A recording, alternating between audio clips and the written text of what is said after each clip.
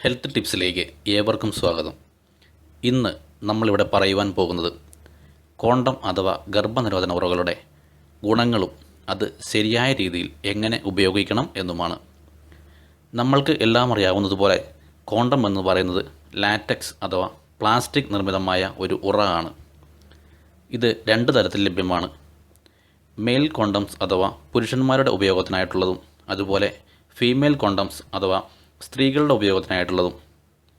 ഇത് വളരെ എളുപ്പത്തിൽ ലഭ്യമാകുന്നതും മറ്റ് സൈഡ് എഫക്റ്റുകൾ ഒന്നും തന്നെ ഇല്ലാത്ത ഒരു ഗർഭനിരോധന മാർഗമാണ്. എന്നാൽ പ്രത്യേകം ഓർക്കുക, ഇതിൻ്റെ വിജയ ശതമാനം 97% മാത്രമാണ്. അതായത് ഉറകൾ ഉപയോഗിച്ചാലും ഗർഭധാരണത്തിനുള്ള ഒരു ചെറിയ സാധ്യത ബാക്കിയാണ്. 100% സുരക്ഷിതമാണ് എന്ന് പറയുവാൻ വയ്യ. ഇത് കേവലം ഒരു ഗർഭനിരോധന മാർഗം മാത്രമല്ല, ലൈംഗിക ബന്ധത്തിലൂടെ പകരുന്ന HIV, എയ്ഡ്സ് പോലുള്ള അനേക രോഗങ്ങളിൽ നിന്ന് സംരക്ഷണം നൽകുന്നു. വിവാഹേതര ബന്ധങ്ങൾ ഏറിവരുന്ന ഈ കാലത്ത് ഇതിൻ്റെ പ്രസക്തി വർദ്ധിക്കുന്നു. ഇനി നമുക്ക് മെയിൽ കോണ്ടംസ് ധരിക്കുമ്പോൾ എന്തെല്ലാം കാര്യങ്ങളാണ് ശ്രദ്ധിക്കേണ്ടത് എന്ന് നോക്കാം. ആദ്യമായി നിങ്ങൾക്ക് അനുയോജ്യമായ കോണ്ടം തിരഞ്ഞെടുക്കുക. വിവിധ തരത്തിലുള്ള ഫ്ലേവറുകളിൽ ഇന്ന് കോണ്ടംസ് ലഭ്യമാണ്. ഉപയോഗിക്കുന്നതിന് മുൻപായി എക്സ്പയറി ഡേറ്റ് നിർബന്ധമായും ചെക്ക് ചെയ്തിരിക്കണം. അതിനുശേഷം ബന്ധപ്പെടുന്നതിന് മുൻപായി കവർ ഓപ്പൺ ചെയ്യുമ്പോൾ പ്രത്യേകം ശ്രദ്ധിക്കണം. ഒരിക്കലും കടിച്ചോ കത്രിക ഉപയോഗിച്ചോ കവർ ഓപ്പൺ ചെയ്യാൻ ശ്രമിക്കരുത്. ഇത് ചിലപ്പോൾ കോണ്ടം കേടുവരുവാനും അതിൻ്റെ ഫലപ്രാപ്തി ഇല്ലാതാകുകയും ചെയ്യുന്നു. കൈവിരലുകൾ ഉപയോഗിച്ച് സാവധാനം ഓപ്പൺ ചെയ്യണം. പുരുഷലിംഗം പൂർണ്ണമായും ഉദ്ധരിച്ചതിന് ശേഷം എന്തെങ്കിലും തരത്തിലുള്ള വേഴ്ച ആരംഭിക്കുന്നതിന് മുൻപായി, അതായത് ഓറൽ സെക്സോ വജൈനൽ സെക്സോ അനൽ സെക്സോ കോണ്ടം ധരിച്ചിരിക്കണം. അതുപോലെ ലൈംഗിക ബന്ധത്തിൽ ഉടനീളം കോണ്ടം ധരിച്ചിരിക്കണം. കോണ്ടം കവറിൽ നിന്ന് പുറത്തെടുത്തതിന് ശേഷം ഒരു കാരണവശാലും ഉപയോഗത്തിന് മുൻപായി നിവർത്തരുത്.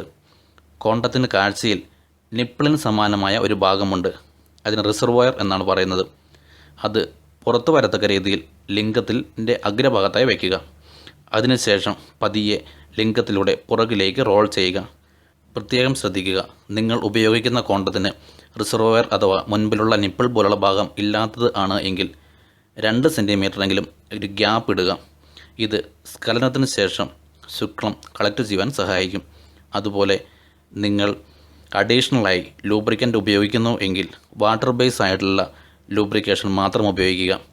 വാസ്ലിനോ മറ്റു തരത്തിലുള്ള ഓയിൽ ബേസ്ഡ് ആയിട്ടുള്ള ലൂബ്രിക്കേഷനോ ലാറ്റക്സ് കോണ്ടത്തിൽ ഒരു കാരണവശാലും ഉപയോഗിക്കരുത്. ഇത് കോണ്ടം കേടുവരുത്തുവാനും പൊട്ടിപ്പോവാനും ഇടയാക്കും. ലൈംഗിക ബന്ധം ആരംഭിച്ചതിന് ശേഷം സ്ഖലനം നടന്നാൽ ഉടൻ ലിംഗം പിൻവലിക്കുകയും കോണ്ടം ശ്രദ്ധയോടെ അഴിച്ചു മാറ്റേണ്ടതുമാണ്. കോണ്ടം ഊരി മാറ്റുമ്പോഴും അല്പം ശ്രദ്ധിക്കണം. അതിൻ്റെ അഗ്രഭാഗത്ത് പിടിച്ച് ഊരി മാറ്റുവാൻ ശ്രമിക്കരുത്. എപ്പോഴും ബേസിൽ പിടിച്ച് സാവധാനം നീക്കം ചെയ്യുക. സ്ഖലനത്തിന് ശേഷം വീണ്ടും അതേ കോണ്ടം ഉപയോഗിച്ച് ബന്ധപ്പെടുവാൻ ശ്രമിക്കരുത്. അങ്ങനെ ശ്രമിച്ചാൽ കോണ്ടം പൊട്ടിപ്പോകുവാൻ കാരണമാവുകയും ഫലപ്രാപ്തി ഇല്ലാതെ വരികയും ചെയ്യും. അതുകൊണ്ട് ഒരു വേഴ്ചയ്ക്ക് ഒരു കോണ്ടം മാത്രം ഉപയോഗിക്കുക. ഒരിക്കലും 2 കോണ്ടം ഒരേ സമയം ഉപയോഗിക്കരുത്. ഇത് ഗുണത്തേക്കാളേറെ ദോഷം ചെയ്യും. ഫ്രിക്ഷൻ വർദ്ധിപ്പിക്കുവാനും കോണ്ടം പൊട്ടിപ്പോകുവാനും 2 കോണ്ടത്തിൻ്റെ ഉപയോഗം കാരണമാകും. അതുപോലെ ഉപയോഗശേഷം കോണ്ടം ഡിസ്പോസ് ചെയ്യുമ്പോഴും ഏതാനും കാര്യങ്ങൾ ശ്രദ്ധിച്ചിരിക്കണം. ലിംഗത്തിൽ നിന്നും കോണ്ടം നീക്കിയതിന് ശേഷം അഗ്രഭാഗം കെട്ടി ഗാർബേജിൽ നിക്ഷേപിക്കുക. ഒരിക്കലും ക്ലോസറ്റിലോ കുട്ടികൾക്ക് എത്തുന്ന സ്ഥലങ്ങളിലോ ഉപേക്ഷിക്കരുത്.